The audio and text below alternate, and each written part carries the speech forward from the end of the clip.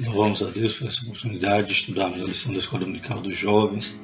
Vamos estudar a lição 4, que tem por título Desafiando a Deus no Deserto. O tema do trimestre é o perigo das tentações, as orientações da Palavra de Deus de como resistir e ter uma vida vitoriosa. A revista comentada pelo pastor Alexandre Coelho. Glórias a Deus. Lembramos, irmãos, que há link para download dos slides que vamos utilizar na descrição do vídeo no YouTube, tanto PDF como PowerPoint. Os irmãos podem baixar e usar livremente. Pedimos tão somente que os irmãos compartilhem, os irmãos comentem, os irmãos se inscrevam no canal que se não são inscritos. Glórias a Deus. Então, desafiando a Deus no deserto. Então, nesse tema da tentação, a gente vai ver hoje a tentação da murmuração. As pessoas ficam descontentes, são ingratas e acabam murmurando, não percebe o favor, os milagres que Deus tem operado em suas vidas. E a gente vai ver esse exemplo terrível na vida ali daquela geração dos israelitas, acima de 20 anos, que saíram do Egito, mas não herdaram ali a terra por falta de fé, por falta de gratidão, de comunhão. Pelo contrário, todo o tempo eles achavam ocasião para murmurar e para se rebelar contra Deus. O texto principal da nossa lição é: neste deserto cairá o vosso cadáver, como também todos os que de vós foram contados segundo toda a vossa conta de 20 anos para cima, pois que dentre vós contra mim murmuraste. Número 14, 29. O resumo da lição diz: a tentação da murmuração contra Deus fez os israelitas perderem uma geração inteira no deserto. Imagine, uma geração inteira. Só tiveram a ordem de entrarem em Canaã só depois que morreu o último daquela geração, daqueles adultos, aqueles que foram contados acima de 20 anos saindo ali do Egito, e nenhum deles entrou a não ser Josué e Caleb. Por que Josué e Caleb entrou? A gente vai lembrar agora na lição, Louvado seja o nome seu.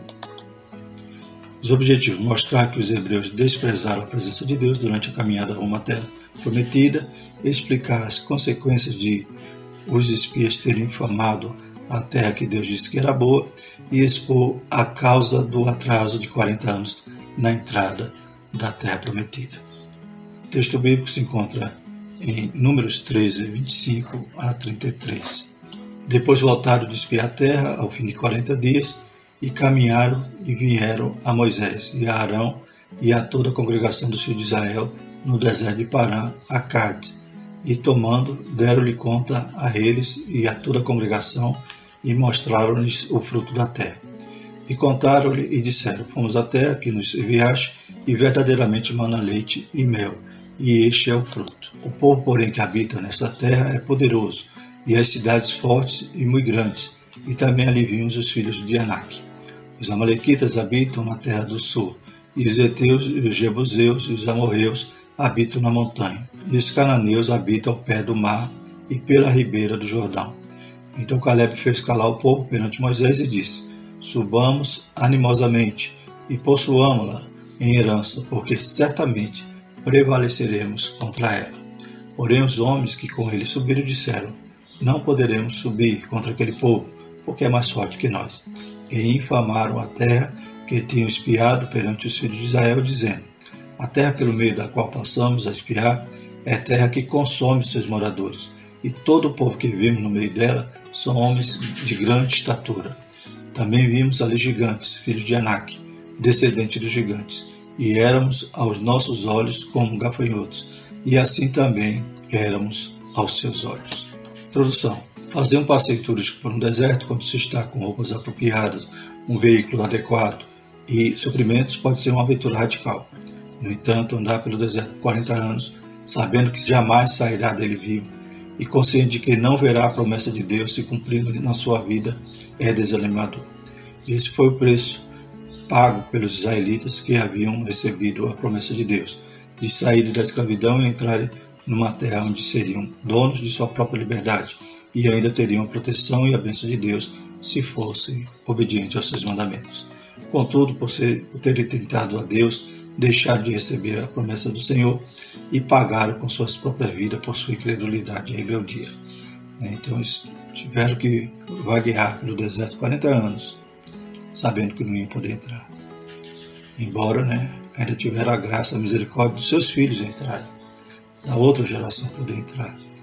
Mas eles, por causa da sua rebeldia, por causa da sua ingratidão, acabaram perecendo todos no deserto, como a gente leu no texto principal, Neste deserto cairá o vosso cadáver, como também de todos que foram contados, segundo a toda a vossa conta de 20 anos para cima, os que dentre vós contra mim murmuraste. Então, todos eles sucumbiram, nem Moisés nem Arão entraram, somente daqueles maiores de 20 anos, Josué e Caleb, e as crianças que saíram do Egito e os que nasceram no deserto. Essa nova geração pôde entrar. Primeiro tópico, desprezando a presença de Deus na caminhada. Então, uma imagem, no meio do deserto, o Senhor dava água, glórias a Deus, mas o povo desprezava, e poucos dias depois de serem abençoados já estavam murmurando de novo. Primeiro subtópico, as águas amargas em Mara. Moisés registra que após sair do Mar Vermelho, os hebreus andaram na direção do deserto de Sur por 3 dias sem encontrar água.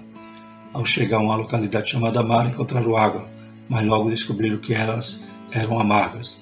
Não se consegue matar a sede em um deserto bebendo uma água com sabor desagradável. Na prática, provavelmente se tratava de água com um sabor diferenciado pela presença de minerais, o que pode ter causado estranheza aos israelitas sedentos.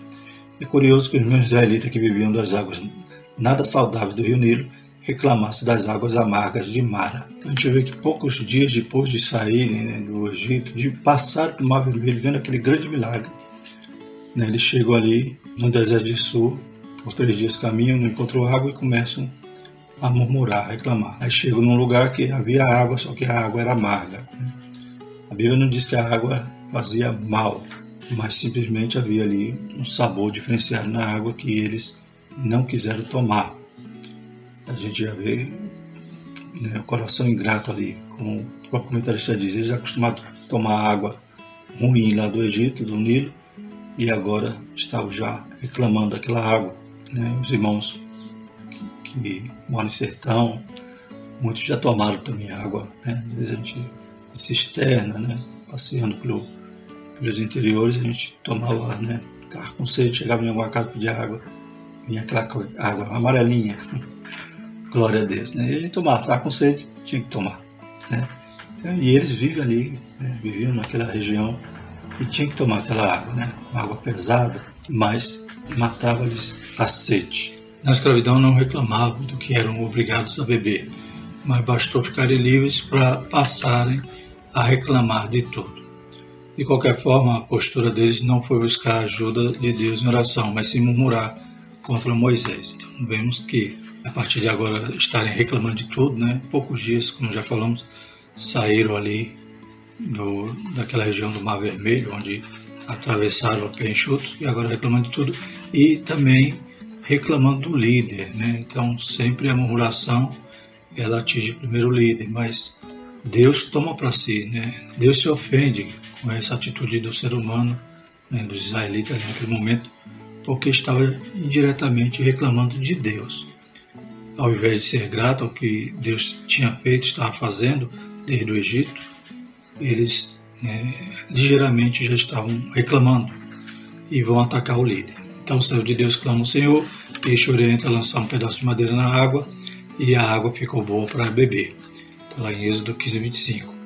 Ali naquela situação Deus os provou, além de tornar a água agradável para consumo. Deus garantiu aos hebreus que se eles obedecessem, não teriam nenhuma das enfermidades que foram vistas nos egípcios. Êxodo 15:26 diz: E disse: Se ouvires atento a voz do Senhor teu Deus e fizeres o que é reto diante dos seus olhos, inclinares os teus ouvidos aos seus mandamentos e guardares todos os seus estatutos, nenhuma das enfermidades porém sobre ti que pus sobre o Egito, porque eu sou o Senhor que te sara. Então Deus havia sarado as águas e ainda dá essa promessa, Mesmo o povo reclamando ali, Deus ainda é misericordioso. E Deus alerta, que eles deveriam obedecer para que eles pudessem ser livres de todos esses males. Ainda no verso 27 diz: Então vieram a Elim, e havia ali 12 fontes de água e 70 palmeiras, e ali se acamparam junto das águas. Você vê o cuidado de Deus, Então, como o título do tópico, né? Desprezando a presença de Deus na caminhada. Deus era com eles, cuidava, sarou essa água amarga, depois leva eles para Elim, né? E eles acampam ali à margem ali das águas, né? Como lemos, havia ali 12 fontes de água e 70 palmeiras, e eles acamparam ali junto às águas. Então, todo esse cuidado, mesmo assim o povo, né, não demorava muito para estar reclamando. Está aí o texto, né, que citamos, de Êxodo 15, 24 a 27. O povo murmurou contra Moisés, dizendo: que havemos de beber? E ele clamou ao Senhor, e o Senhor mostrou-lhe uma árvore, que ele lançou nas águas, e as águas se tornaram doces. Ali lhes deu o estatuto e uma ordenança, e ali os provou. Então vemos, irmãos, também que, né, ali foi um grande milagre, que quando pensamos na quantidade do povo, né, sabemos que saíram mais de 600 mil homens, fora mulheres e crianças, ou seja, cerca de 2 milhões de pessoas. Imagine essa quantidade de gente para dar água. E Deus provia tudo, né? Deus é o Jeová Jireh, que provê toda a necessidade, né? E o povo, mesmo assim, reclamava e ia direto no líder. É algo que não mudou hoje, né? Quantos se sente, às vezes, tribulado por alguma coisa, e quem sofre é o líder, que tem que sofrer a pancada em primeiro lugar. E lembremos, como na lição de hoje nos alerta, quando a gente está ali perturbando o líder ali sem motivo justo, estamos também murmurando contra Deus. Segundo subtópico, o envio do maná. Passados mais alguns dias, os hebreus novamente murmuraram contra Moisés e apresentaram a Arão suas queixas. E partindo de Elim, toda a congregação dos filhos de Israel veio ao deserto de Sim, que está entre Elim e Sinai, aos 15 dias do mês segundo depois de sua saída da terra do Egito. E toda a congregação dos filhos de Israel murmurou contra Moisés e contra Arão no deserto, mais uma vez. E nós vemos aqui, irmãos, que estavam apenas aos 15 dias do mês segundo da saída do Egito. Então, 2 meses e meio depois de ter saído do Egito, e esse povo já, né, demonstrava toda essa ingratidão e murmuravam, né, ali contra Moisés e Arão. Por qual motivo? Por não terem o que comer, entre aspas, né? Sempre o povo, na realidade, reclamava de barriga cheia, porque eles tinham gado, né? Eles não pediram alimento a Deus. Era mais fácil colocar a culpa em Moisés do que se lembrarem de que haviam sido escravos de Faraó. Suas memórias não estavam nos milagres que haviam presenciado, mas nas panelas com carne e nos pães que comiam até fartar. Na verdade, eles estavam talvez com saudade dos pães. Mas será mesmo que eles comiam até fartar? Será que esse escravo, né, tinha tanta regalia ali no Egito? Então a gente vê que é pura ingratidão. Então eles estão alegando agora que não tem o que comer. É importante observar que o esquecimento é muito próximo da ingratidão.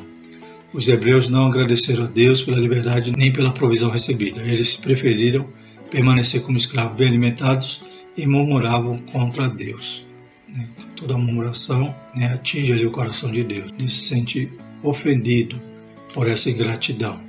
Ao invés deles orar, ao invés deles clamar a Deus, né, para que Deus, né, mandasse o pão, eles simplesmente reclamam, murmuram. Em sua bondade, o Senhor proveu carne e pão, enviando cordonizes de tarde e um maná pela manhã.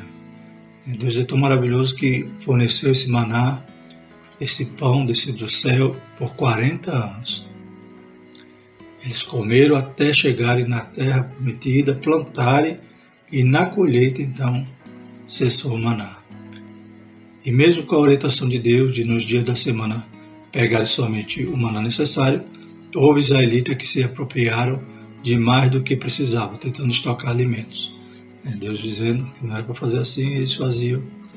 E com isso, né, no outro dia estava cheirando mal, né, porque Deus queria que eles colhessem a provisão diária. Somente na sexta-feira que eles iam colher em dobro, que no sábado não ia haver o maná. E no sábado não ia apodrecer, mas na rebeldia deles apodreceu. Como a Bíblia fala, né, lá na oração do Pai Nosso: o pão nosso de cada dia nos dai hoje. Ou seja, nós devemos ser dependentes de Deus, né, estar com esse relacionamento diário com Deus. Não adianta você pedir o pão para o mês todo, depois não orar mais. Aí o que acontece? O pão vai endurecer, vai estragar, vai dar bicho, como acontecia ali com Israel.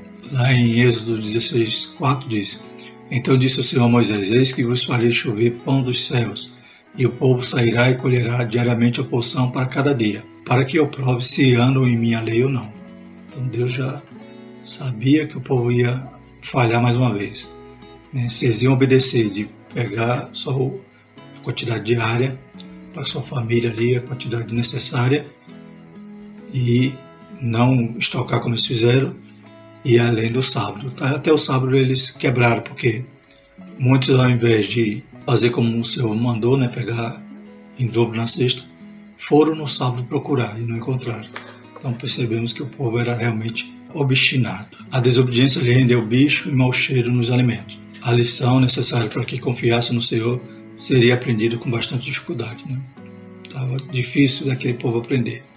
Êxodo 16:28, então disse o Senhor a Moisés: Até quando recusareis guardar os meus mandamentos e as minhas leis? Terceiro subtópico, as águas de Refidim. Então estamos caminhando aqui com Israel no deserto e a gente tem visto realmente como era difícil, né? Isso não mudou, irmãos. Hoje os crentes também trilham por esse caminho da desobediência, trilham por esse caminho da ingratidão, do descontentamento, né? Deus abençoando diariamente e às vezes a gente dizendo: não tenho nada, não tenho roupa para vestir, e estamos fazendo o mesmo papel de Israel, reclamando das coisas, sendo que Deus tem provido todas as coisas. A Bíblia diz que Ele supre todas as nossas necessidades. Como se fosse poucas dessas duas ocorrências anteriores, Moisés registra uma nova murmuração dos israelitas contra Deus. Ao chegar em Refidim e percebendo que não havia ali água, logo se puseram a reclamar contra Moisés. Então, de novo, né? Êxodo 17:2, então contendeu o povo com Moisés e disse: Dá-nos água para beber. Moisés lhe disse: Por que contendeis comigo? Por que tentais ao Senhor? Então Moisés deixa bem claro que eles estão tentando ao Senhor.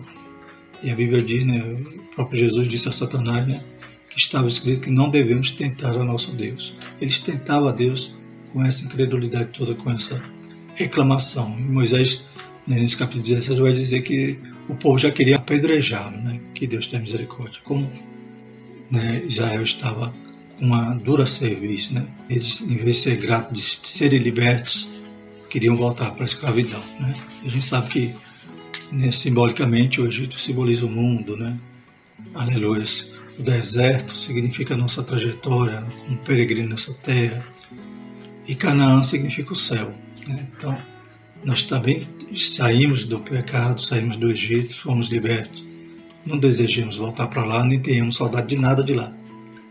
E trilhamos como peregrino no deserto até chegar em Canaã. Louvado seja o nome do Senhor. Esse relato nos evidencia duas verdades. Era comum o povo reclamar contra Moisés, e essas murmurações eram vistas por Deus como um pecado contra ele. Então estavam tentando a Deus. Os hebreus chegaram a dizer: Está o Senhor no meio de nós ou não? Né? Então vemos que ingratidão, né, irmãos? Que incredulidade desse povo. Duvidar da presença de Deus junto a nós, pelo fato de faltarem um ou mais elementos essenciais da vida, é falta de confiança na provisão divina. Será que também algum jovem pode já ter, né, dito isso ao Senhor: Senhor, se você esqueceu de mim, não está me vendo? Que Deus tenha misericórdia de nós, né, irmãos? Que nós reconheçamos que Ele está conosco todos os dias, até a consumação do século. E por alguma privação que passemos, isso não é nada. Aleluia. Qualquer prova que vier, possamos ser aprovados por elas e, aleluia, e ser vitoriosos, né, no final da prova. Não podemos ser imaturos na fé ao ponto de acreditar que se passamos por dificuldade é porque Deus não está conosco. Na verdade, tanto a fartura quanto a escassez devem nos levar a Ele, né? Quando está tudo bem, glória a Deus. Quando não está, glória a Deus, né? Segundo tópico, infamando a terra que Deus disse que era boa, né? Infamar quer dizer você difamar ou levantar infâmias. Então, a terra Deus já tinha dito que era boa. Foram os espias espiar, né? Josué e Caleb voltam com plena confiança de que Deus ia dar aquela terra a eles, porém os demais infamaram, né? Disseram então infâmias sobre aquela terra que era boa, né? E na gravura temos aí, lembra-se ali Israel, né? Quando começa as suas conquistas em Jericó, mas na mente daqueles que foram espiar estava que lá era tudo gigante, né? Já pensou derrubar a muralha e vir um monte de gigante agora atacar? Então eles estavam nesse pensamento de que eles não iam vencer, né? Mesmo vendo todos os milagres que Deus já tinha operado na vida deles. Uma honra transformada em uma vergonha. Então, aqueles 12 espias eram homens honrados, né? Escolhidos a dedo ali, de cada tribo e foram fazer uma missão excelente. Porém, né, na volta, eles decepcionam, né, infamando ali a terra, como veremos. Para que os hebreus pudessem entrar na terra que Deus lhe havia prometido, era preciso saber quem estava residindo nela. Um trabalho de inteligência precisava ser montado para que eles pudessem ser bem-sucedidos na conquista daqueles territórios. O fato de Deus estar com eles não os isentava de ser precavidos e, acima de tudo, observadores, né? Claro que Deus estava no negócio, estava na frente de tudo, mas, né, eles tinham que fazer a parte deles, tinham que se organizar para poder, né, batalhar e conquistar aquela terra. Então Moisés escolheu representantes das tribos, homens tidos por cabeça, Números 13:3. Isso significa que eram influentes e tinham poder de convencimento diante de seus irmãos. A missão deles era saber que terra é, o povo que nela habita, se é forte ou fraco, se é pouco ou muito. Então eles tinham uma grande missão, uma grande honra. Eles eram cabeças, eles influenciavam o povo. Então eles deveriam ter cumprido seu papel com maestria, mas não com covardia. Certamente Deus poderia revelar todos esses detalhes a Moisés, sem que fosse necessário escolher homens para uma missão tão arriscada. Mas aqueles homens teriam a honra de cooperar com o plano de Deus. Já pensou? Então, não precisava nem que eles tivessem ido lá, mas Deus quis que eles tivessem essa cooperação, né? Então, eles tinham essa honra, porém, fracassado. Eles até hoje são lembrados por terem cumprido a sua missão e influenciado negativamente a opinião do povo diante daquilo que Deus havia falado. Em nossos dias, essa cena parece se repetir. Pessoas que deveriam ser úteis na obra de Deus, cooperando com o Senhor, acabam influenciando outras pessoas para direções opostas, tornando-se assim inúteis. Quantos também são aqueles que Deus conta, que Deus, né, espera que cumpra, né, aleluia, que sirvam o Senhor de forma corajosa e, pelo contrário, às vezes estão acovardando os outros, estão desestimulando, dizendo que as coisas não vão dar certo, né? Há um projeto na igreja, né, alguma tarefa a ser realizada e tem aqueles que fazem os outros desistirem e achar que o problema é maior do que eles e maior do que o seu Deus.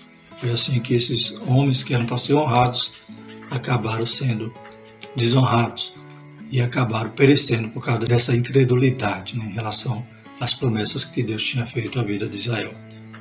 Em Números 13:33 diz: éramos aos nossos olhos como gafanhotos, e assim também éramos aos seus olhos. Então eles mesmos tinham essa visão pejorativa, né? Depreciavam, né? Então, e achava que os homens de lá também iam ver eles assim.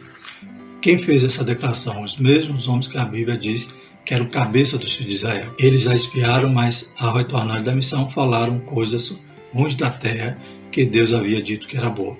Eles chegaram a dizer que se pareciam com gafanhotos diante dos moradores de Canaã, apresentando igualmente uma opinião do povo da terra sobre eles. Como é triste obedecer a Deus no início da caminhada e perder a visão do que Ele quer fazer no percurso, né? Então tinha coisas grandes para eles, porém eles retornam com esse fracasso. Quem é que se lembra do nome dos 10 espias? Só lembramos de Josué e Caleb. Os 10 ficaram no esquecimento. Cumpriram a missão de espiar, mas acabaram desanimando Israel naquela conquista e fazendo com que aquela geração se perdesse. A gente vai ver que mais à frente, por eles, né, duvidarem, acabam, né, culminando ali com a paciência de Deus, né, porque não foi uma, não foi duas, não foi 3 vezes que o povo murmurou, que o povo foi incrédulo, que o povo, né, reclamou de Deus. Lá em Números vai dizer que por 10 vezes, né, como lemos aqui, Números 14, 22 e 23 diz o seguinte: e que todos os homens que viram a minha glória e os meus sinais que fiz no Egito e no deserto, e me tentaram essas 10 vezes e não obedeceram a minha voz, não verão a terra de que a seus pais jurei, e nenhum daqueles que me provocaram haverá. Então vemos que Deus foi, né, longânimo. Por 10 vezes, né, registrado aqui números que eles tentaram a Deus. E essa foi a gota d'água. Números 13, 32 diz: E infamaram a terra que tinham espiado perante os filhos de Israel, dizendo: A terra pelo meio da qual passamos a espiar é terra que consome seus moradores, e todo o povo que vimos no meio dela são homens de grande estatura. Né? Era bom que tivesse ali pelo menos uns 2 Davi no meio daqueles espias, né? Mas tinha, né? Tinha Josué e Caleb, porque viram o gigante e não se amedrontaram. Pelo contrário, diz: não, vamos lá, certamente Deus vai nos dar. Aquele povo ali vai ser pão para nós, né? Em Números 14, 8 e 9 diz o seguinte: Se o Senhor se agradar de nós, então nos porá nessa terra, e não-la dará, terra que emana leite e mel.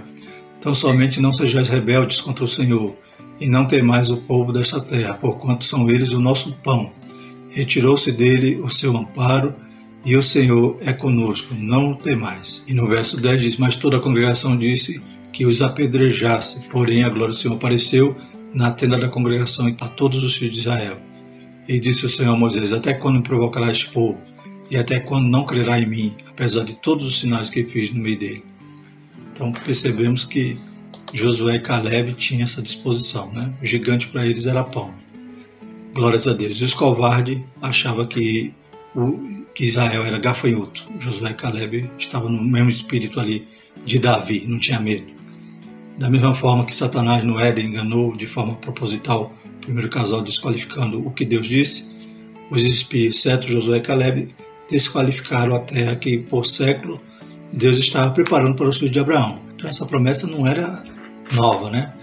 Deus já tinha prometido a Abraão, então Deus já estava preparando tudo, estava, como diz lá em Gênesis, né? Ainda não dera a terra a eles, porque a medida dos amorreus ainda estava por se completar, né? Deus ainda estava tendo longanimidade, misericórdia e aguardando, mas no tempo certo a ira do Senhor então ia ser derramada sobre aquelas nações e Israel seria, né, a espada de Deus. Toda tentação em algum nível busca tornar inútil ou de pouco valor aquilo que Deus disse que era bom e tenta tornar valioso o que Deus disse que não deveria ser valorizado. Então a tentação ela vai, né, como desde o primeiro casal, vai tentar desfazer do que Deus fala, da palavra de Deus, né? Então nós não podemos duvidar, aleluia, nem nos acovardar, nem retroceder. Amém? Terceiro tópico, um atraso de 40 anos. Quando a promessa de Deus é mudada, os israelitas descobriram ao longo dos 40 anos seguintes que desprezar a Deus e a sua palavra tinha consequências terríveis. Interessante que quando eles recebem a notícia que não vão entrar, que vão perecer ali no deserto, aí parece que eles percebem a tolice, né? O erro deles, e aí diz: não, a gente vai, a gente agora confia. E como lemos também, Números 14:40 diz: E levantaram-se pela manhã de madrugada e subiram ao cume do monte, dizendo: Eis-nos aqui, subiremos no lugar que o Senhor tem falado, porquanto havemos pecado. Mas Moisés disse: Por que transgredis o mandado do Senhor? Pois isso não prosperará. Não suba, pois o Senhor não estará no meio de vós, para que não sejais feridos diante de vossos inimigos. Porque os amalequitas, os cananeus estão ali diante de vossa face, e caireis à espada, pois porquanto vos desviaste do Senhor, e o Senhor não estará convosco. Contudo, temerariamente tentaram subir ao cume do monte, mas a arca da aliança do Senhor e Moisés não se apartaram do meio do arraial. Então desceram os amalequitas e os cananeus que habitavam da montanha, e os feriram, derrotando até Hormá. Então a gente vê que o povo tem esse remorso no dia seguinte e diz: não, nós vamos. Aí já era tarde. Deus já tinha decretado ali o castigo deles, aqueles 10 espias já tinham morrido ali de praga, né? Então já era tarde, Deus já tinha rejeitado. Que situação terrível, né? Deus foi longânimo, 10 vezes eles tentaram o Senhor e Deus agora tinha rejeitado. Aquela geração não estaria mais, né, debaixo daquela promessa. Deus ainda ia reter a promessa, mas para a geração seguinte. O deserto não havia sido escolhido para que eles perdessem suas vidas. Deus sabia que os hebreus não tinham experiência de combate, por isso os conduziu por outro caminho. Que muitas vezes acreditamos ser uma aprovação de Deus pode ser na verdade uma forma de livramento que Ele nos está dando para que a sua promessa se cumpra em nossas vidas. Mas por causa da rebeldia do seu povo e as constantes murmurações com as quais tentaram ao Senhor, Deus reverteu sua promessa para aquela geração. Então Deus, ele não se arrependeu, mas aquela geração foi castigada, mas ele cumpriu na geração seguinte a promessa que ele fez a Abraão. O Todo-Poderoso não falhou em seus desígnios. Uma geração de hebreus libertos entrou na terra prometida, mas foi somente aquela que cresceu no deserto e valorizou a terra que Deus concedeu. Às vezes, ele nos permite passar por dificuldades para que possamos entender o valor da bênção que ele reservou para nós. Então, Deus teve todo cuidado. Não os encaminhou pelo caminho dos filisteus, para não começarem logo a pelejar. Eles ainda estavam sendo preparados, né, no deserto. E todas as batalhas que realmente eles travaram com Deus na frente, eles venciam. As nações temiam aquele povo que outrora era escravo, mas agora era uma nação poderosa no deserto. Mas Deus ia cuidando, ia, né, dando água, ia dando pão, ia abençoando de maneira tremenda. Porém o povo era ingrato, era incrédulo, né, e murmurador. Por isso pereceram e não entraram no repouso de Deus, como diz lá em Hebreus, né? Então eles pereceram no deserto para que a geração seguinte pudesse receber a promessa de Deus. Tentar Deus é pecado. Segundo o subtópico, o que devemos entender diante das narrativas que tratam dos primeiros dias do povo no deserto é que tentar o Senhor é pecado. Lá em Mateus 4,7, o Senhor Jesus disse: não tentarás o Senhor teu Deus. Por não verem a Deus, os hebreus queixavam-se dos homens que ele havia escolhido para libertá-los e conduzir uma terra prometida. Né? Então, quem era o alvo das queixas? Eram os líderes. Que Deus tenha misericórdia de nós, porque queixando-se dos líderes que foram instituídos por Deus, estamos se queixando de Deus. Então, se o líder é mau, está mal orientado, nossa postura é orar por ele, orar para que Deus tome conta. Deus coloca, Deus tira e Deus conserta, né, o que está quebrado. A geração que saiu do Egito teve todas as oportunidades de vivenciar suas experiências marcantes, a liberdade da escravidão e a chegada no lugar que Deus lhes reservara. Contudo, por causa da tentação, os homens que infamaram a terra morreram de praga perante o Senhor. Números 14:17. Né? Então os 10 espias morreram ali perante o Senhor. E os demais hebreus que se deixaram levar perderam suas vidas no deserto durante aqueles 40 anos. E só naquela região ali de Cades Barnea, ficaram 38 anos ali, tudo por causa, né, da covardia, né, da incredulidade daqueles que tiveram aquela tão nobre missão de trazer, né, as estratégias para eles poderem avançar e conquistar a terra prometida. Números 14:1 e 2 dizem: então toda a congregação levantou sua voz e o povo chorou naquela noite. E todos os filhos de Israel murmuraram contra Moisés, contra Arão, e toda a congregação lhe disse: quem dera tivéssemos morrido na terra do Egito, ou mesmo nesse deserto. E porque o Senhor nos traz essa terra para cairmos à espada e para que as nossas mulheres, nossas crianças sejam presas, não nos seria melhor voltarmos ao Egito? Eles tentaram até constituir líder para voltar para o Egito.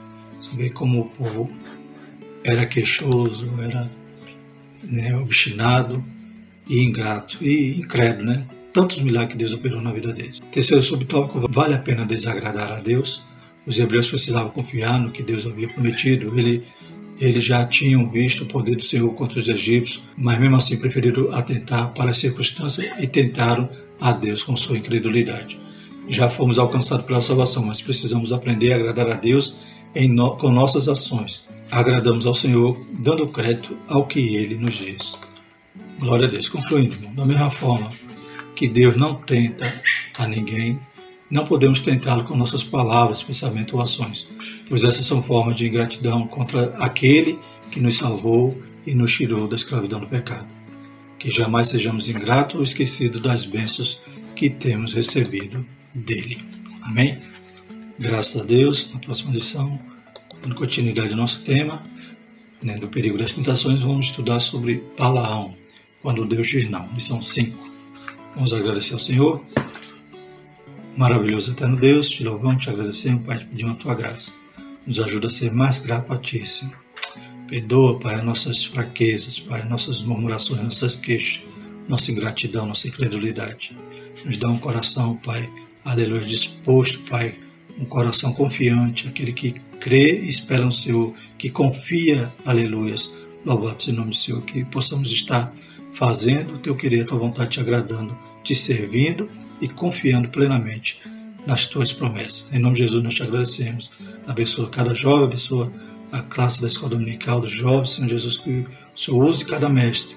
Derrama o teu Espírito sobre a vida de cada aluno, para que possamos, Pai, entender a tua palavra e gravá-la em nossos corações para não pecarmos contra ti. Em nome de Jesus te pedimos e te agradecemos. Amém. Que a graça do nosso Senhor e o amor de Deus e a comunhão do Espírito Santo seja conosco, desde agora e para todo sempre. Amém.